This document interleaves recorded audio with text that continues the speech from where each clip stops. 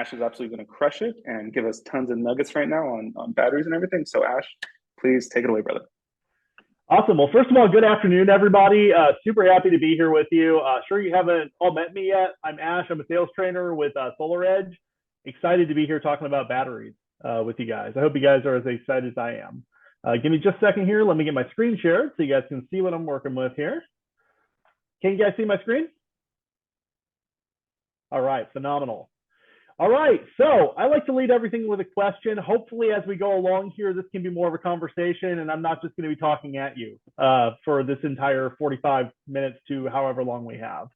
Want to find out, first of all, where are we at right now? Let's get a gut check. How often are you guys leading with batteries when you're with your in your conversation with your homeowners? I actually just used it to scare a homeowner to go solar now.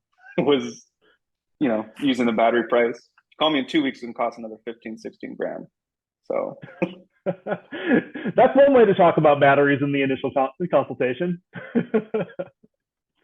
I don't typically lead with it, and I'll tell you why, Ash, is because of the cost, which has, it's gone up. And so I'm hoping today that you'll maybe talk about that moving forward and how that's going to affect us once we get into NEM 3.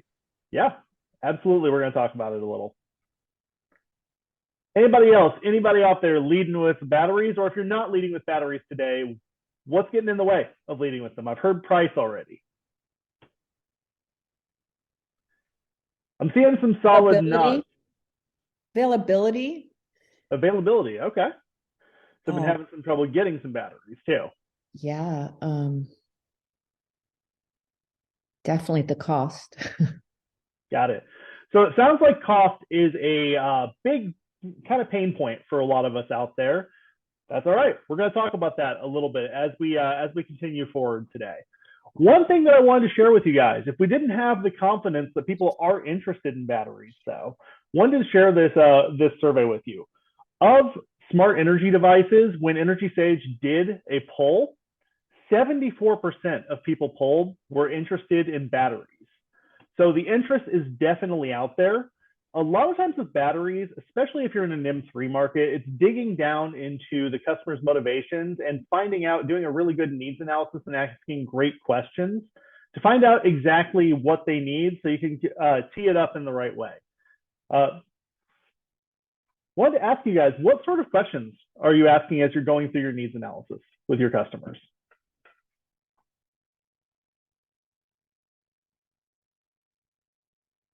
I guess to me, if the question comes up about batteries, why do you want the battery? What's your need for it?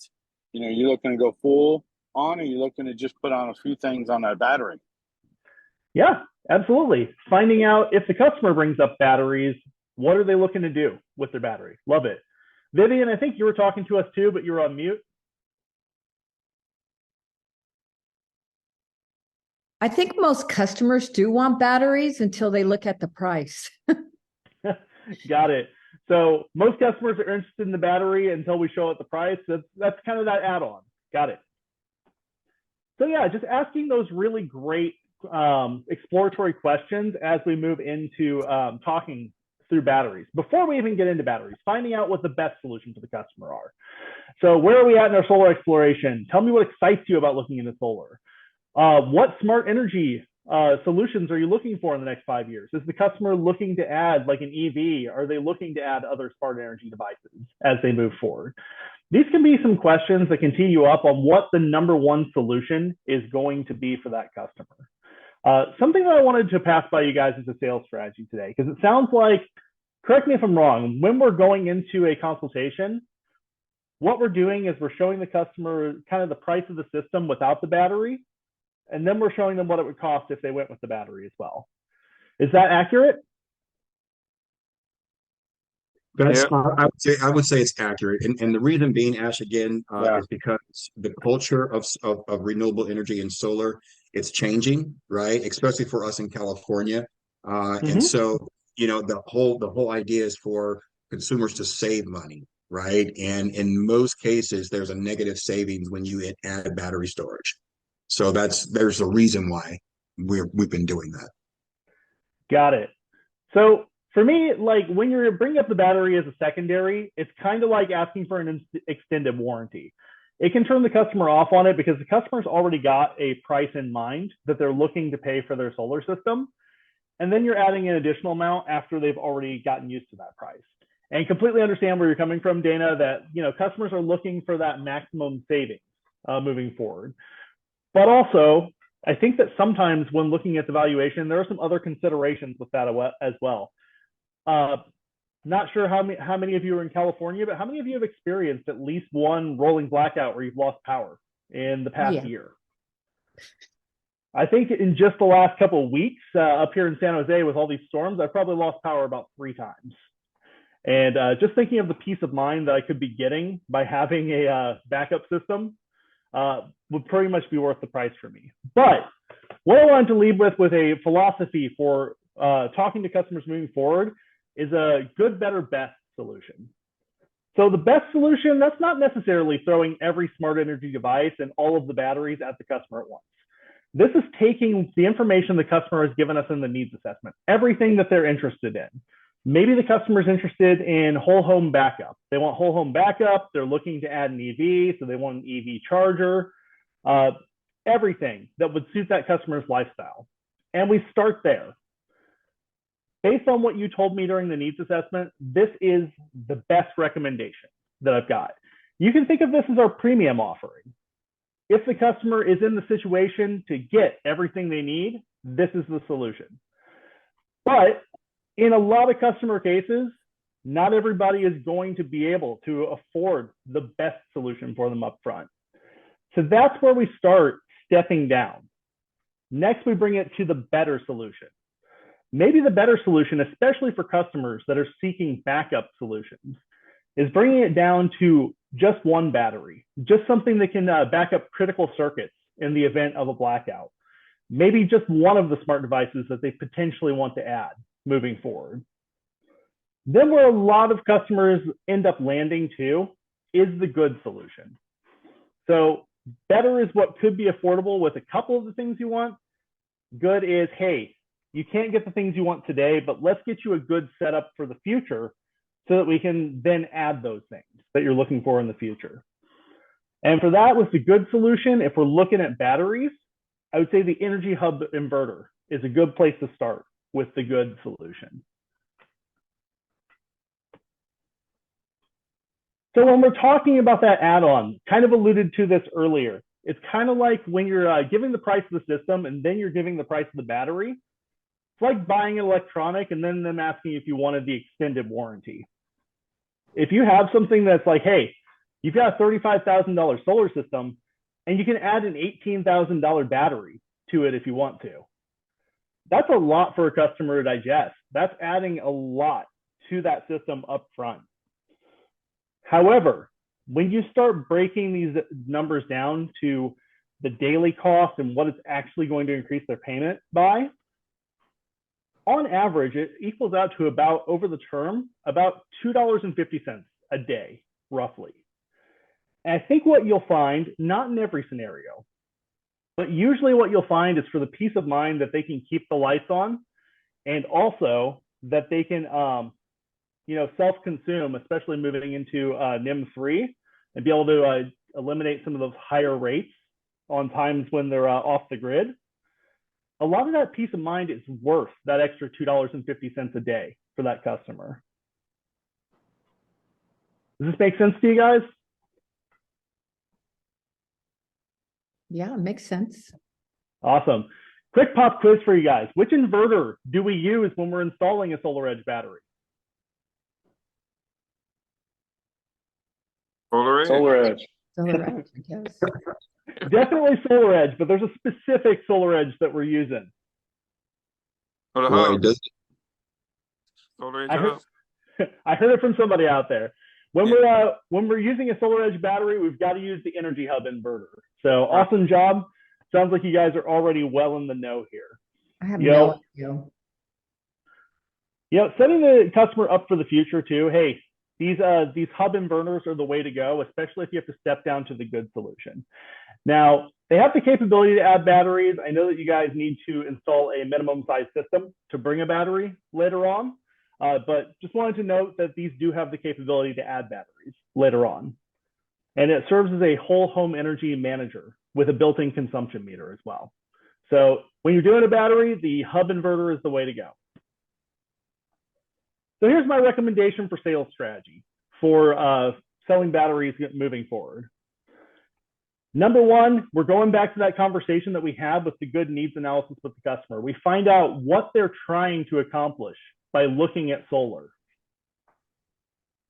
We're discussing recommendations, not just as a solar solution for the customer, but for energy solutions for that customer. You know, maybe they brought up to us, hey, the price of gas is coming up. I want to switch over to an electric vehicle. Maybe they're bringing up, hey, you know what? I'm seeing those higher rates from PG&E come in, and I'd really like to try and eliminate some of those higher rates. Any information like that, you want to load yourself with. Refer back to all of that information when you are giving your solution. Hey, you told me that you're looking for an EV in the future. That's going to increase your electric cost. Because of that, this is the recommendation that I have. You want to provide your solution, review the design, and then the financials. Again, it's always powerful before we go into the numbers to review why we came to the conclusions that we do, to show them exactly what it's going to look like in their life, and then review the financials finally. And then, of course, hey, we went through all of that hard work to get to this point. Never be afraid to ask for the business and set up the next steps. Most important part of making any sale, always asking for the business. Anthony. Real quick, I mean, kind of back to the energy hub. Can you just, for a few seconds or whatever, just kind of explain that a little bit more in depth? Because obviously there's an advantage to knowing where the consumption's going versus a regular system. You usually don't have that or have access to that, correct? Because you're only seeing what the system's producing, whether it be an Enphase or just a regular SolarEdge system or whatever. You can see what's being produced, and then you know how much PG&E bills you, through the NEM or whatever, right? You never actually see what's being pushed out. Does that make sense? Can you kind of expand on the benefits of the hub? Got it. Let me go back one and we'll go through it. Sorry. Yeah, no worries at all. So some advantages of the hub. Couple things to mention. Number one, it's a fully flexible inverter. Something I'm going to mention later, all of our smart devices that we offer through SolarEdge actually wire directly into the home hub inverter. So it's going to save you space in the main service panel, because only the inverter is going to be taking up a breaker. So in a lot of cases, you can avoid those costly main panel upgrades. And that's something we'll go through as we move forward a little bit as we get into the tech side of the battery. As you called out, hey, it's a built-in consumption meter. Using the My SolarEdge app, we can monitor consumption and production of the system. There's the ability to oversize our inverter by as much as 140%. And if you're adding the battery to that as well, any energy that isn't used immediately can actually be stored in the battery. So it's not going to be getting clipped off as well. So because we are on the DC side and only going through one conversion of energy, it gives us a lot of flexibility to move that energy around without losing it. And that's where our efficiency comes from too, is we're only doing one conversion of energy. Between the roof and the home, there's just one conversion of energy. So does that answer the questions that you had, Anthony? Okay, got a thumbs up there. Awesome. And before we move on, because we're going to get into kind of the tech side of the battery, want to find out, do we have any questions at this point?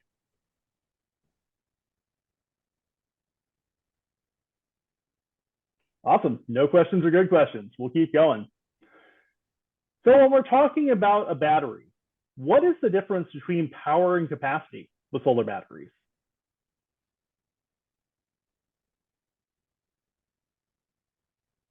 I see some people trying to recall it there. It's something that we've heard before. All right. Power speaks to how many devices we can run at one time. Capacity is how long these things are going to stay running. So when we're talking about a solar battery, this is important. Looking at our SolarEdge home battery, just want to give you guys some stats on how we measure up to the competition. The SolarEdge home battery is a 10 kilowatt hour battery. It can be discharged almost 100%, 9.7 kilowatt hour depth of discharge. So you can basically empty the battery with very minimal energy stored in there. It has 5 kilowatts of continuous power, which is about 30% more power than our direct competition in phase. Highly efficient storage because we're on the DC side. We've got that 94.5 round trip of efficiency. The reason for that is because we're not converting energy as it's coming into and out of the battery. Again, that one conversion of energy, you're not hitting that conversion tax. We've got the flexibility with our battery to stack multiple batteries per inverter, up to 3 batteries per inverter, up to 9 per home. So if they had 3 inverters, they could go up to 9 per home. The installations are incredibly flexible. We can put them on the wall. We can stack them on the ground, whatever we need for that customer's situation, and indoor or outdoor. Safety was at the front of our mind with this battery. How many of you have had customers that are concerned about what in the industry we like to call thermal events with solar batteries? I'm seeing some nods out there. Most of us have heard it. Hey, I'm afraid that my battery is going to light on fire. Well, the good news is here, number one, with the SolarEdge home battery, we have a built-in multi-point temperature sensor to help mitigate the risk of the battery overheating. And we've got an industry-leading safety certification on this battery as well, UL 9540A certification. So some general stats on the battery to help you understand kind of what the advantages of our battery specifically are. As we talked about, being a DC coupled solution, DC is the way you want to go when it comes to solar power. How many of you out there have a favorite shirt or a favorite pair of jeans? Especially with jeans, when you wash them, they get a little bit lighter every single time. You lose a little bit of color every single time you wash them. That is why DC coupling is so important when you look at energy, because it's the same way converting DC to AC. Every single conversion that you do, you're going to lose a little bit of power along the way. So with our DC coupled solution, you're only doing one conversion of energy between the home and the roof. Whereas when you're looking at the AC couple solution, usually it's at least 3 conversions between the roof and the home. So you're losing power 3 separate times. What does that equate to? What does that mean for the homeowner? What it means is about 10 days of free power a year for the customer. 10 days of additional power just for using a DC coupled solution.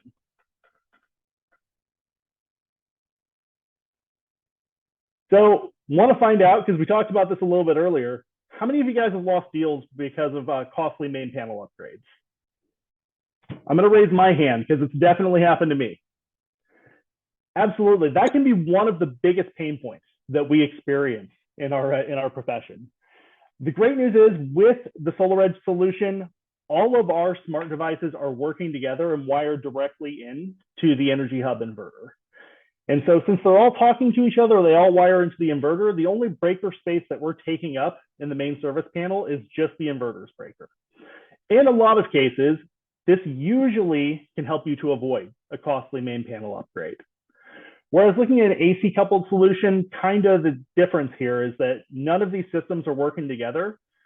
So each one of those individually is going to take up its own breaker space in the main service panel. How many of you guys want to avoid a main service panel if you can, or a main service panel upgrade if you can?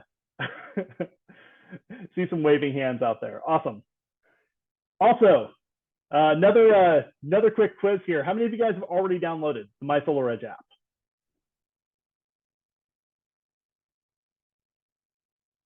I think I see Anthony pulling it up on his phone right now. All right, if you haven't downloaded this, do yourself a favor. Go download this right now. It is a place where customers can manage all of the smart devices in their home in one place. They're watching their consumption and their production throughout the day, and they can manage all their smart devices. But the benefit for you, even without creating an account, we have test sites set up from the home screen that you can access, that you can actually use as a selling tool to show your customers this is what you're going to interface with once you install our system. So if you don't have it, hey, it's a powerful tool. Go ahead and get it and share it with your customers. So now that we've talked a little bit about the technology of batteries, I know a lot of you might be confused on how many batteries do I need to accomplish the customer's goals.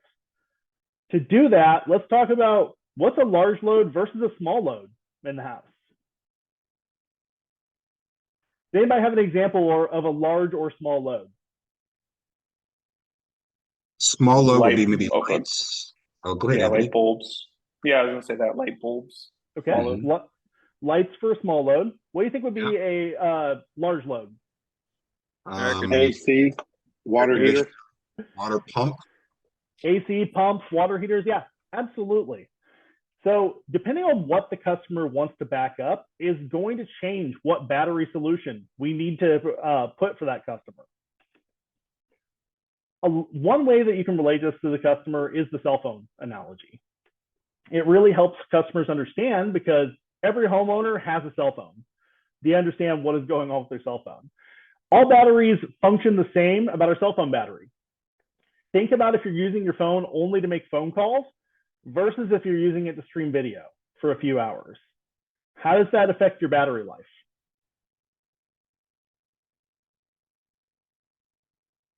Right? If you're just using it for calls, your phone's going to last forever. If you're using it to watch videos, a lot less time, usually only a few hours. So this analogy can help customers understand exactly what effect what they're doing with their backup has on how quickly the battery discharges. Here's a quick reference for how many batteries a customer may need. So when we're looking at whole home backup for a customer, they're looking to run everything in the house. Pumps, EVs, their AC, anything like that. That's whole home backup, and that's probably going to be a place where in order to keep the lights on, we're going to need 3 batteries in order to do that. Now, when we're going back to that sales strategy I talked about, where do you guys think that this would fall with the 3 batteries?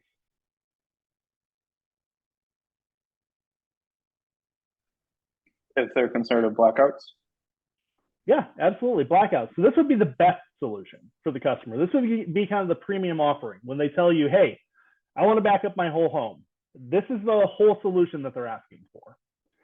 You know, maybe they get that sticker shock after they see the price of what 3 batteries is going to cost them. I think in a lot of cases, we see the customers, once they tell us everything they need and we show them what it costs to get everything they need, they do get that sticker shock. That's where we can step down to the better solution.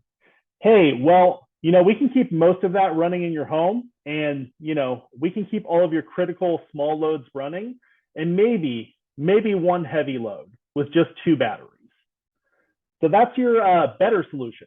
Step it down to 2 if they're looking for home backup. Then, of course, the good solution for backup is just the essential loads, 1 battery. Just keeping the lights on, keeping their Wi-Fi, their computers going, their refrigerator going when their lights are out.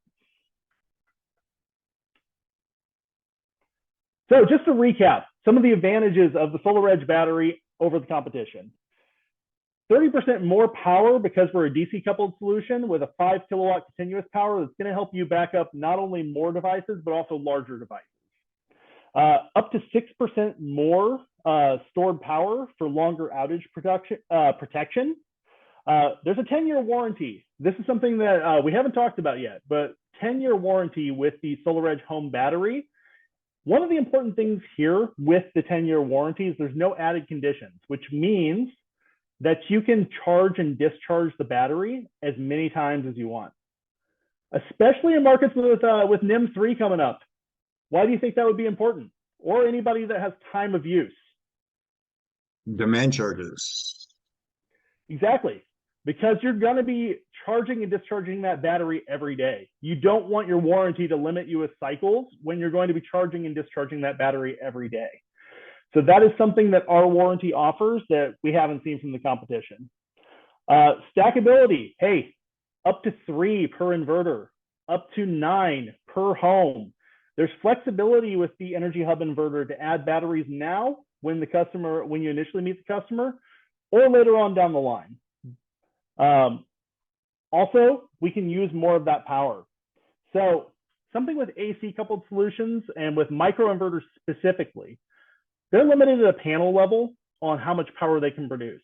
And usually if they exceed the amount that they can produce, they're clipping that excess power.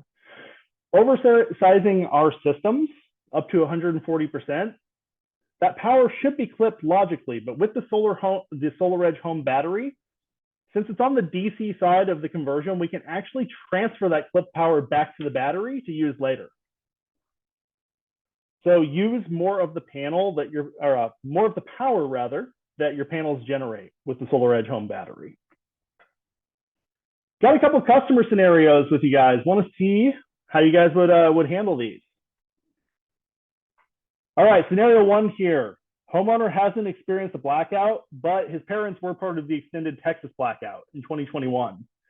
He's concerned that blackouts are becoming more common, but he doesn't know if getting a battery today is worth it for him.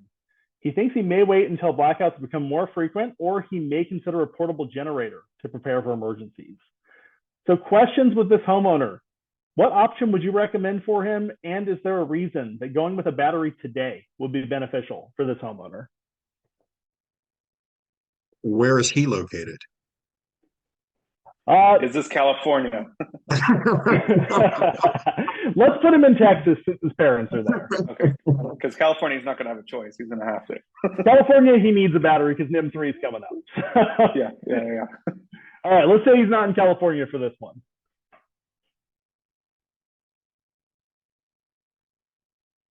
Go ahead, Dana. I mean, it's a tough one. I mean, we have Californians mentalities, right? So, I mean, if he's also in Texas, then I would say based on the experience that your parents had, yes, I would probably think about getting a battery now.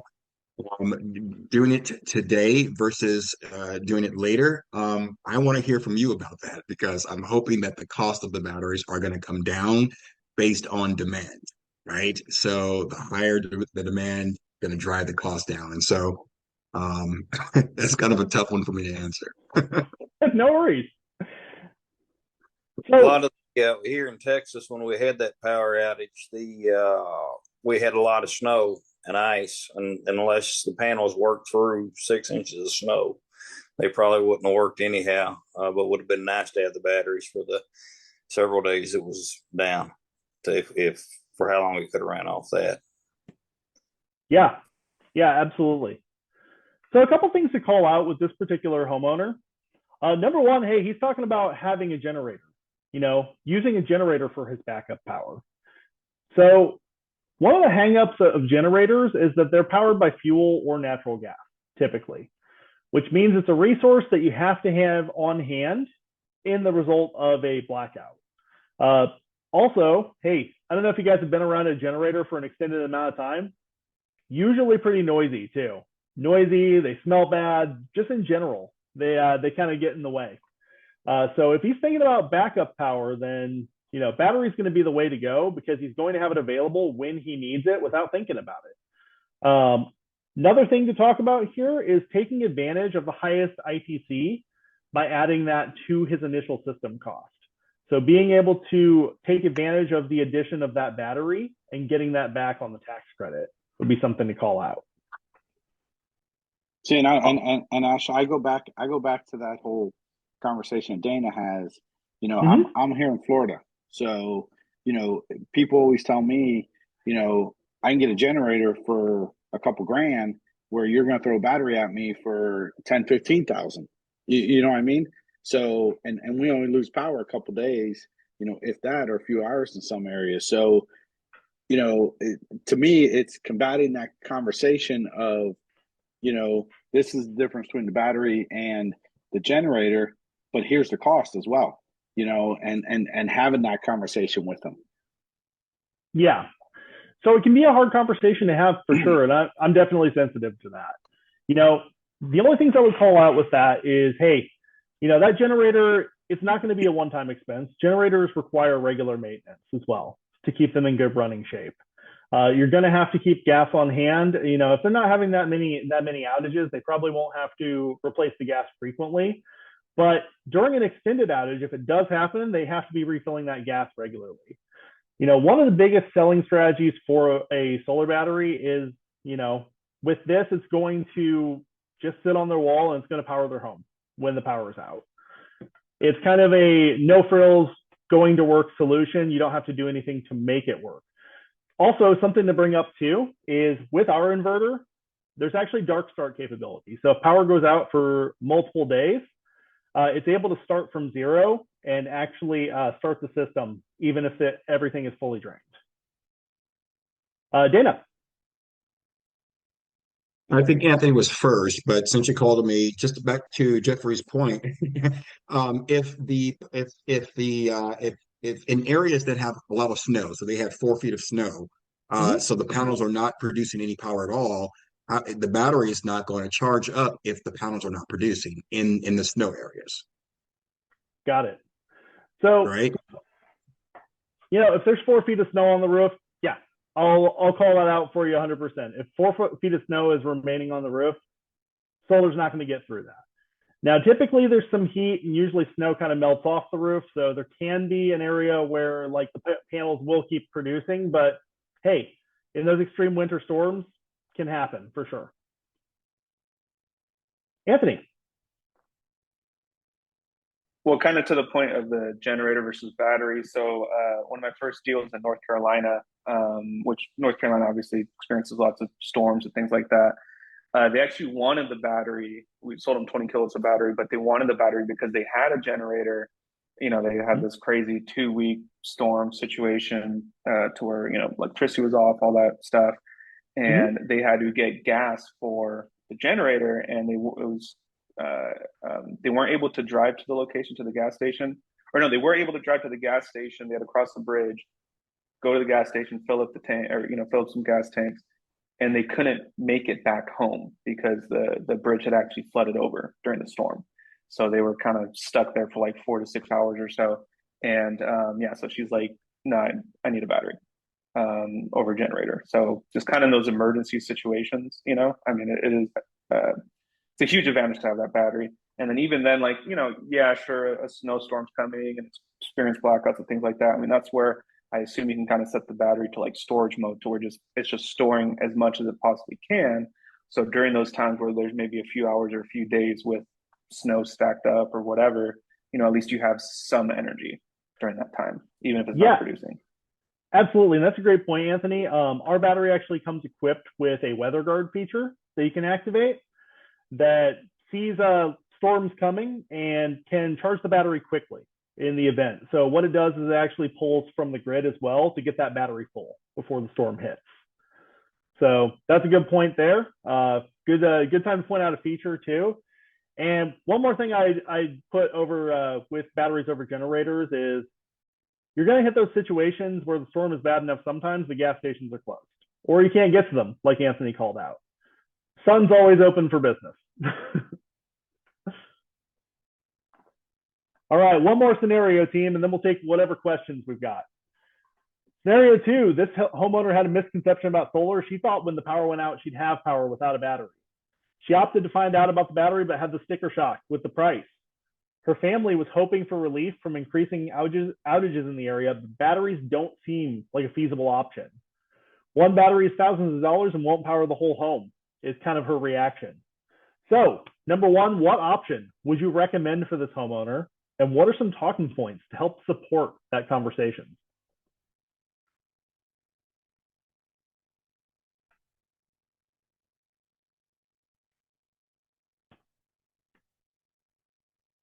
It's a tough one, but it's probably a Solar City or a Sunrun customer for sure. They're lied to. No kidding. No offense to Dana. No kidding. It's a tough conversation to have. With that price point, things are tight right now for I believe every territory that we sell in. So I don't know. It's tough, especially when us honest reps are having to come in and kind of clean up the rest of it, the mess of a dishonest rep. So got it. Yeah, that can absolutely be tricky. Well, and that's where the rep should have educated the homeowner from the beginning. Absolutely. I get that question all the time because I'm down here in Florida. And people are like, well, what happens at night and stuff, and you got to educate them. Yep. So a couple ways you might be able to approach this conversation. First, with the customer, kind of her pain points and what she's pointing out, she definitely wants backup power. She's definitely looking to get away from those blackouts. So what might be good is, number one, supporting the solution that you provide with going back to kind of what her interest was.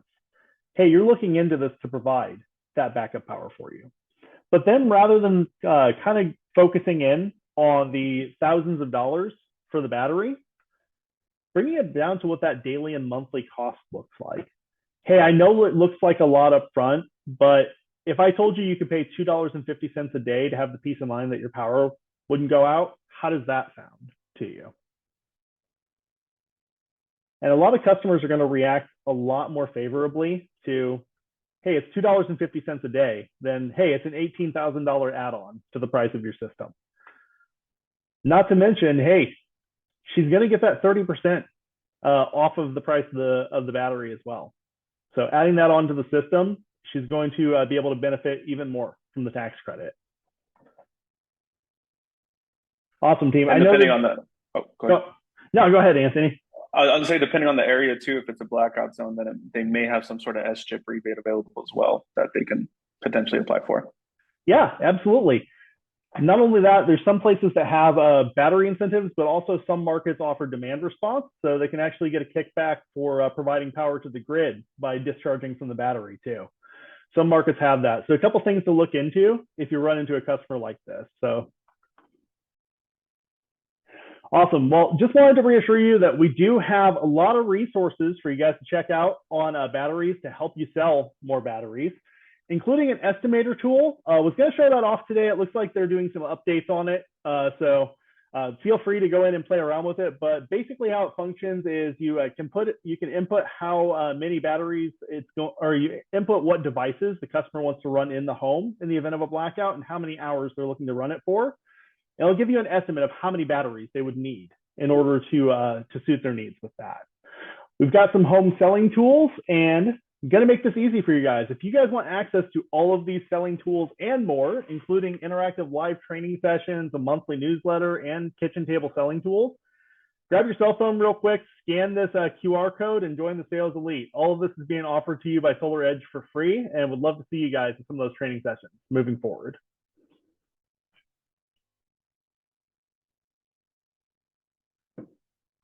And it looks like I'm just going to leave this on the screen so you guys can keep scanning it as we talk here. Want to find out what questions you have. I know I have a few written down. All right. Go ahead. I'll probably ask your first question, Anthony. So, with the conversation, great training, by the way, Ash, thank you for your time. But again, we're in California. We are, we're nervous with what's happening with NEM 3. And the demand on batteries here in California is really increasing come 2 weeks. Mm-hmm. Have you all thought about the cost of the batteries in California? Is the cost look like it's going to get a little bit better, more competitive? It's actually more expensive than the in-phase battery, and also too, are you looking to maybe extend the warranty on those batteries as well? Just kind of tell me what your thoughts are for California specifically when it comes to battery technology. Got it. Well, I can tell you a lot of the things you asked about, Dana, I'm not involved in the conversations about, but I will tell you what I do know.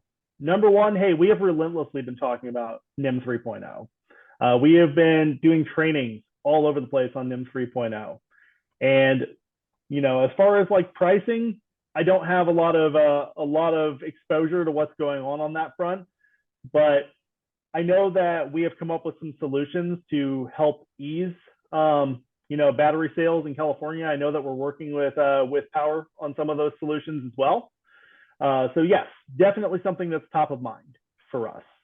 As far as warranties go, no exposure to anything on that. I can try and see if I can get some information and follow up with you. But as far as I know, at this current moment, nothing is changing.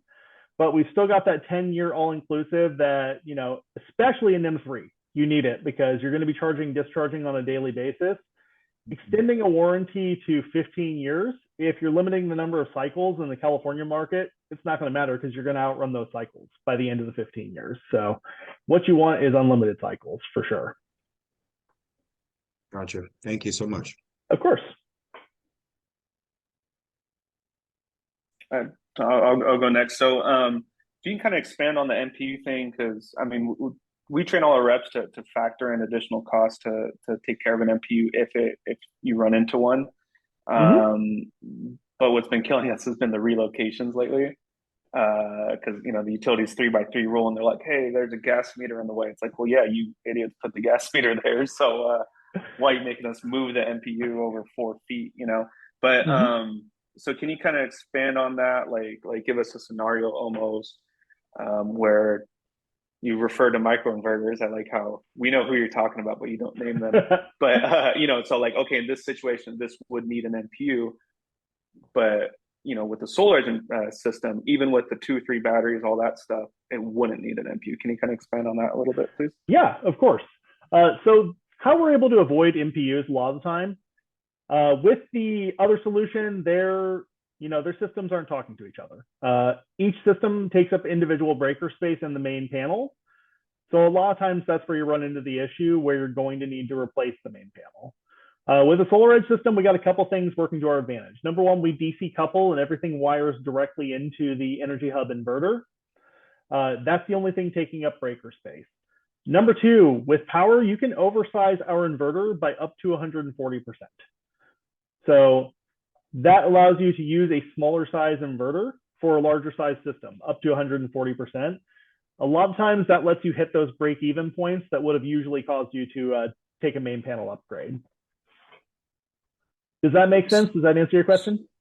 Yeah. So let's say it's like a 6-7 kilowatt system somewhere in there. We can do the 10,000 watt inverter, right? With and we'll be fine there.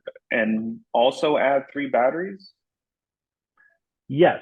So batteries can be added regardless of the inverter size. What matters there is just the amount of power that it'll be outputting via the inverter, essentially. That gets a little more complex. I can send over some information on that just because I don't want to confuse people here, but I do have some information on that. The simple answer here is that you can add 3 of our batteries to any size of inverter that we have, as long as it's an Energy Hub. Coupled with the Energy Hub. Yeah. I think what Anthony's question is, though, is looking at the NPU and how to avoid that NPU with the SolarEdge inverter. So, I mean, if you have, if you're looking at 20 amps of back feed or 40 amps of back feed, depending on the size of the system, and the customer only has an under 100 amp main panel with no open slots, how are we avoiding the NPU by using SolarEdge? Yeah. Got it. I mean, if the customer has no open slots, then I don't think you are. You're not avoiding the main panel. Regardless, in that scenario. Or even one. Let's just say one or two. Right. They say they do have one or two. So to where with the other guys, it's required. Yeah. With you guys, potentially, we can avoid that. Yeah. So where it's going to avoid it is, again, it's that oversizing ability on our inverters. So let's say on a 7.6 inverter, we'll just use that as the baseline. Doing quick math in my head, you can go up to about a 10.4, somewhere in that range. So a 10.4 system can fit on a 7.6 inverter, which means you're only taking up 40 amps of breaker space for a 10 kilowatt system. That's where we can avoid the main panel upgrades is, again, let's say you're adding a battery, same breaker space. Let's say you're adding an EV charger, same breaker space. It's all wiring into the inverter instead of wiring into the main panel. And you can use a larger system on a smaller inverter. So, and I know you don't want to get all technical, now we're asking the technical questions, but I'll do my best. So we do the 7.6 inverter, you're at that 10.5 kilowatt range on the solar. Can you still add the 1, 2, 3 batteries to that 7.6 inverter with the hub? Absolutely. Ooh. So Ashe, does the hub kind of like become more of like the NPU? Because if you plug everything in there. I'm just trying to wrap this around my head. Yeah, no worries. I could see somebody making that analogy. I could definitely see somebody making that analogy because it's acting as almost a sub panel since you're wiring everything into it. Okay. Yeah, that's huge. If you can do 30 kilowatts of battery and a 10 and a half on, yeah, that's huge. I mean, wow. Okay. Yeah. Okay. That's positive, guys. that's positive. Well, that changes my mind on a lot of things now. So Yep. It's just very informative. Yep. What we should have is, because Spencer's going to come next week and sell us a dream, so we're all going to be gung ho with Enphase. So we should have Ashe come the following Thursday and resell us on SolarEdge, so we push everything. Yeah, it's like no, we should have more at the same time, bro. In a boxing ring. Hey, throw him in the octagon. You've got Michelle with Spencer. She boxes a lot harder than I do. Oh yeah, Michelle's amazing. Yeah, she's awesome. So no, you're doing great too, Ashe. No, I appreciate this. And then a couple more questions if you have time. And yeah, of course. Questions. I've got time for you guys. How much do you need? Okay, cool. So kind of talking a little bit more on the NEM 3. So I know we brought it up last time with Michelle, and it's still kind of up in the air, but apparently with the wording with NEM 3 and application and add-on systems and things like that, supposedly you may be able to do an add-on system down the road without having to like reapply for NEM or something like that because of the way the inverters are set up. Like, got it. Yeah, I know. I think I understand what you're talking about, and I think I know how to talk to that. So okay. What our legal team is telling us right now is that the way they're looking at the size of the system is the AC nameplate rating on the inverter itself. So if we're not changing out the size of the inverter, you can add panels without getting pushed to NEM 3, essentially. Again, they're locked in for NEM 2. Yes. Again, that's because of that oversizing capability. And also you can add batteries without getting pushed into NEM 3. But I know that you guys add a minimum size system. Yeah. You got an install battery. Well, with that kind of our example before, so, we know a 7600 can roughly do a 10 and a half. We sell them initially a 6 kilowatt with a 7600. We can then add that 4.4 kilowatt system with 10, 20, 30 kilowatts of battery year or two down the road once they do get that hot tub or that EV or whatever. As long as the panels are being added to the same inverter and you're not adding an additional inverter, right? That is the way that our legal team is interpreting it right now. Now, okay. That being said, once NEM 3 goes live, anything could change. But currently, they're saying they're looking at the sizing of system based on the AC nameplate rating. Yep. Okay. Cool. And then if no one else has any other questions, I got another one for you. This is number 3 of my 4. So I was talking to Alan yesterday, and we're kind of talking about like a situation where the SMUD, I'm sure you're in San Jose, so I'm sure you're aware of SMUD. They don't have the best net metering rules. Some of these smaller municipalities, their net meter rules aren't that good as like current PG&E, SoCal Edison, and stuff like that. And so we were kind of thinking like how batteries can kind of be a situation where it essentially replaces the grid or replaces NEM. Can you kind of expand on that a little bit? Like, okay, why would a customer need a battery after NEM 3.0? Yeah, right. Yeah, absolutely. I mean, the long and short, especially with NEM 3.0, we look at the rates that the utility is paying us to put energy back to the grid, and the valuation just doesn't work out. Number one, they're changing the rate that they give us every hour, every day, every month. So it's a moving target. You never know what you're going to get for putting energy back into the grid. And most of the time, it's just not worth the effort. You're getting charged 50 cents a watt to use the energy and 2 to 3 cents to push it back to the grid. So the philosophy on where that valuation works out for customers, especially in NEM 3, is that since the energy isn't worth anything, we're pushing it back to the grid. It's better to put it into your battery and store it. And then in the evening, when you'd usually be hitting those high rates from PG&E, instead we're using the energy from the battery. So going full self-consumption mode. During the day, you're charging up the battery. During the evening, you're using energy from that battery in order to avoid the times when the rates are the highest, essentially. I think with, you're saying you said SMUD, right? SMUD, MID, TX. Yeah. PG&E. PG&E. Well, and PG&E after NEM3, yeah. Yeah. Where the rates aren't attractive, I think that that's the main benefit of the battery, is being able to self-consume to help avoid those high rates. Also, NEM 3.0 specifically, one thing to call out, in September, there's a couple power hours every day. Our battery gives you the ability to discharge the full battery during those 2 power hours. And so you can be set up to take maximum advantage, pushing 10 kilowatts during that period. Yeah. And that's where it's like buying energy back at like $1.07 or something like that. Yeah, yeah, crazy. It's a crazy high rate. Like, you definitely want to take advantage of that if you can. Yeah, for sure. Okay. And then last question, and this may have some rules and stuff like that with Powur in the back end on the operational side, but connecting to old or existing systems, or adding on a battery, kind of how does that look? How far back can we go? If it's an end phase, right? Just, like me and Bo had a call the other day about an add-on system for a Sunny Boy inverter, that wanted batteries and things like that. So it's like, how does that work? Or does it have to kind of stay within the family? If you can expand on that. Got it. So with the SolarEdge home battery, it has to use the Energy Hub inverter. So if they already have that installed, no problem to add on. If they've already got an Energy Hub, it's an add-on. But again, with Powur, I believe we need to install a minimum 8-panel system in order to install a battery.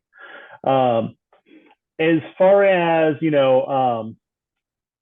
anything else, unfortunately, our battery just doesn't work. Yeah. That's go ahead. Go ahead. That's why I tell customers, like, if it's an existing system or what, like, our system's not going to communicate. We're not going to intertwine with an old, especially if it's like an old, oh, my company went out of business, blah, blah, kind of those situations. Like, we can't really touch that or communicate with that system. Yeah, unfortunately, I sold solar before I was doing this. A lot of the situation you run into is those older systems, especially the ones that have been in operation for 10 or 15 years. They were just made at a time where batteries weren't even a thought for people. So they're just not going to interface with current technology in most cases. Right. So do they have to change their hub? So they would have to change the hub in order to use the battery, or how would that work? No, if they've already got the Energy Hub inverter by SolarEdge. But if they don't have, that's what I'm talking about. If they don't have the hub, let's say they got solar. I don't know how long the SolarEdge Hub inverter's been around, but it hasn't been around that long, right? I'd have to get back to you on that. Full disclosure, I joined the company fairly recently, so I don't know the complete product history. You're doing great, Okay. Ash. Thank you. So I want to say it's a year or two. That's why I'm wondering how far back can they go if they or how far back have you been using the hub inverter Energy Hub? And so everyone that has SolarEdge inverters that doesn't have the hub, because I don't know how long it's been around, they have to get the hub and replace what they have currently, or how is that going to work? Or do they have to, I don't know, get new panels and new series of panels? I'm trying to figure this out. So I believe the question here is if the battery will work with an HD Wave inverter or previous models of the hub.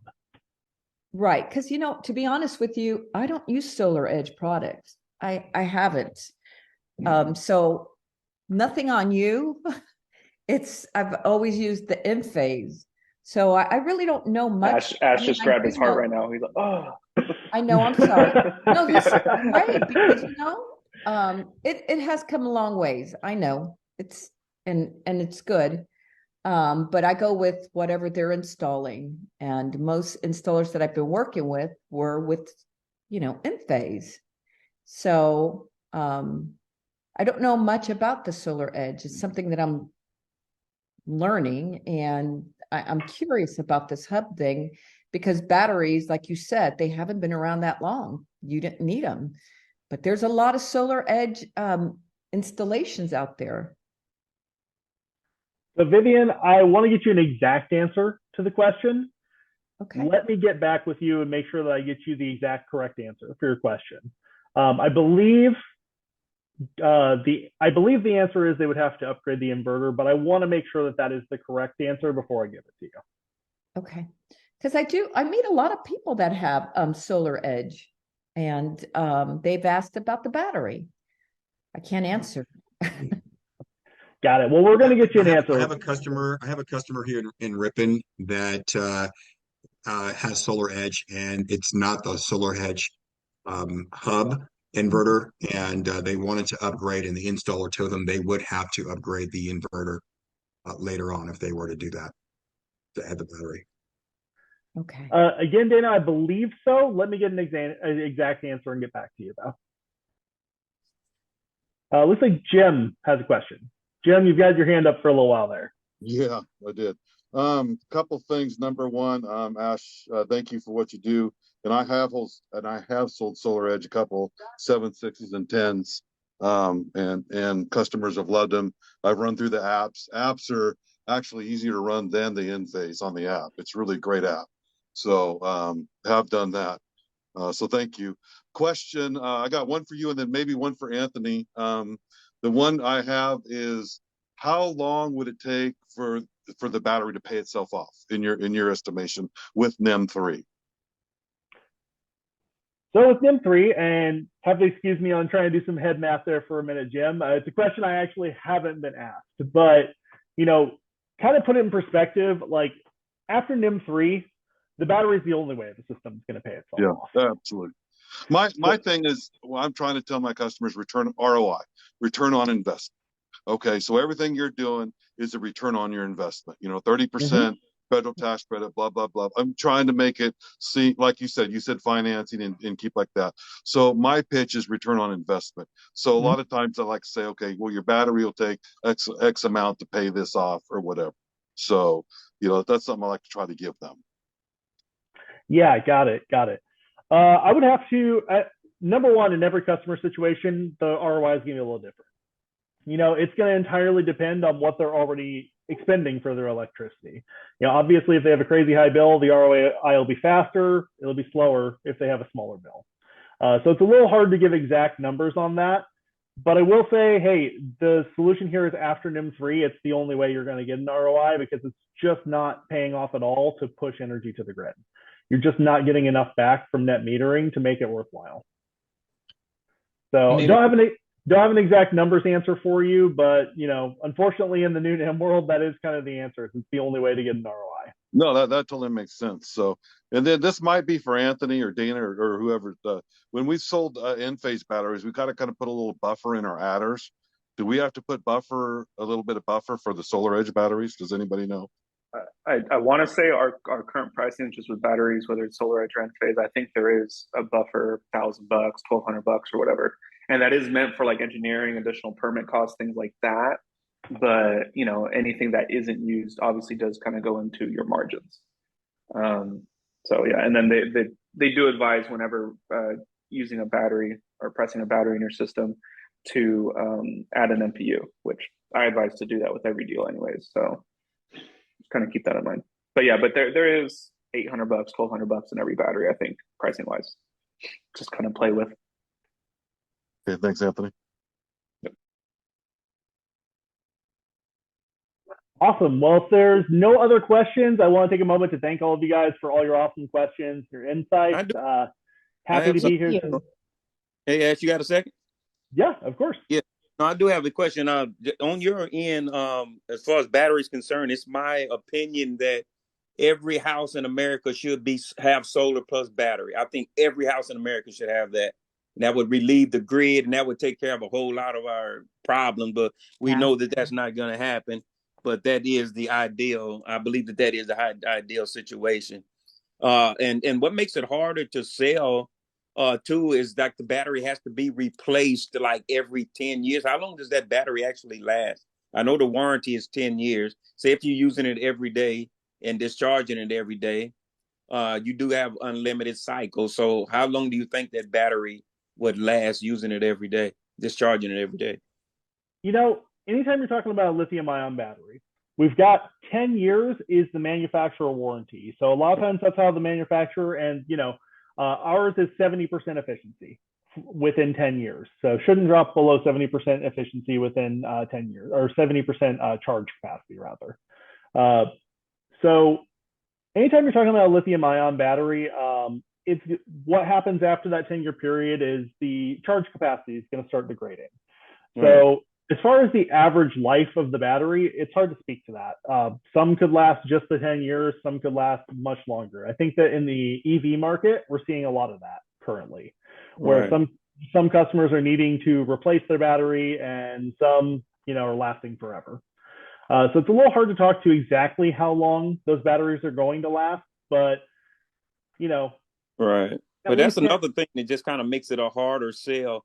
And then another harder sell is that when we size these systems up, we're actually sizing at least 100% offset.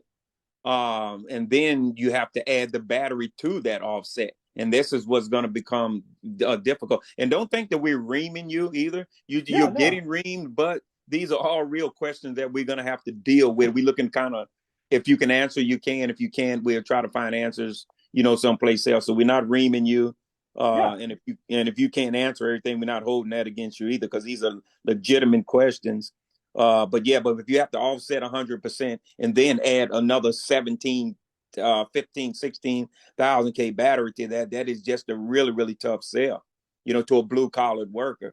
So if you find the people that have the money, with 24K systems and stuff like that, then it's not a problem. But for the average blue collar worker, in the San Jose area, it's tough. So, and that's kind of where we at with that, at least, the way that I see it. So I don't even know if I'm really looking for an answer there, but that's where it is, brother. So no worries. And just to kind of speak to some of the stuff you said, Alan, number one, never feel bad about asking me questions. Even if I don't have the answer, I'm going to do my best to get you an answer. I have been in the home. I've been talking to homeowners. I know how you guys feel. But one thing I will say is I don't think we're too far off of the world where everybody's installing a battery with their solar installation. If you look at Europe, almost every installation that occurs in Europe now has a battery attached to it. Hawaii, every single installation that occurs has a battery attached to it. California, hey, West Coast, we're going to be looking at that in about a month. Almost guarantee, as it follows the trend, it's the same trend as when solar got popular. It'll move East Coast next, then it'll move to the Midwest, and then it'll just be kind of a standard part of our business. But I can completely understand the pain point of, hey, that can be trying to sell somebody something that is expensive on top of something that is expensive can be difficult. I think that's where it's important to go back to the conversation that you have with the customer on what they stated that they needed out of their smart energy solution, and then breaking it down to the daily amount that it's going to cost them to get what they needed. And if they can't afford that today, hey, that is what it is. They can only afford what they can afford. Right. But speaking of what Dana was saying about the price and the cost, it seems like that as demand goes up, then the price goes up, which is crazy. It's like anything else. The earthquake come, then all of a sudden a $3 case of water is now $10.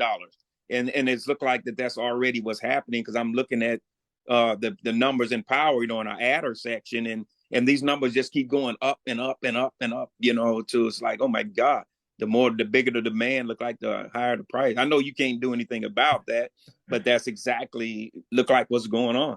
So, and this is why Dana was asking you, can you guys lower the cost? Is there any plans to, try to make it more affordable for people, knowing that they're going to need that? Is what I gathered from it. So get it. Well, I can't give you any guarantees, but what I can give you is my experience thus far. Back when I started the solar journey, prices on getting panels on roof was a lot more expensive than it is today. And again, I can't give guarantees, but I imagine we'll probably see the same thing happen to batteries as they become more standardized. Does that help us in California right now today? Maybe not, but I will tell you that I know a lot of conversations are happening around how to make that more accessible.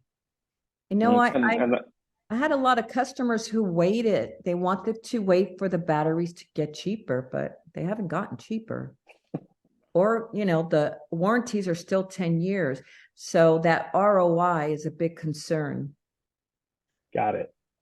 And that's where, it's nice to have these friendly competitions between Ash and Michelle and Spencer and all that stuff because, I mean, no, seriously. I mean, you're seeing Duracell coming out with whole house batteries, all these other companies coming out the woodworks now because, Jeffrey kind of joked about it in the chat, but, saying investing in stock and battery manufacturers right now, I think that's a smart idea.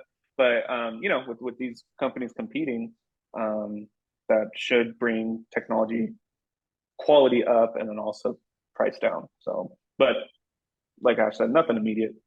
In 2 weeks, we're not going to see a $500, $1,000 discount in battery costs. Unfortunately, I don't think. If anything, I could see it increasing before it decreases.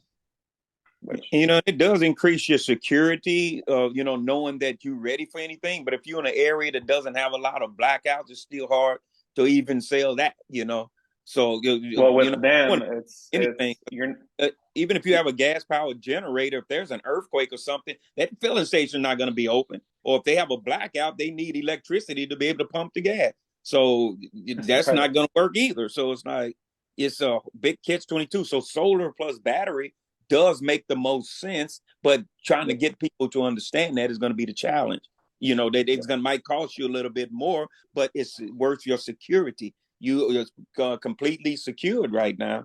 Unless, like you said, you're in a snow area that's gonna, snow in your panels or something like that. But I do see solar plus battery being the future. I see it, but getting the people to buy into it is that's going to be the problem. Because everybody's looking to save money, and it is expensive. Well, in California, that's our only option next. That's our only option. Our only option. So yeah, so we got to make it work or not. So right. Yeah. We're going to make it work. Year from now, selling batteries is going to be as easy as it is to just sell systems. You got that. Now we need to get the banks or the lenders on this call and ream them for a little bit and get them to lower all their fees and interest rates. Love it. Jokers right now. I hope you guys see this. Good job, though, Ash. You did a good job, brother. Yeah. Appreciate you, Ash. Appreciate you. Send them the link, Anthony. Send them the link to our Zoom meeting. Yeah. Get over here, Jordan. I need to talk to you for a minute. All right. Well, thank you guys so much. It was a pleasure to be here, and hope to see you all soon. Take care. Yeah. Thank you so much.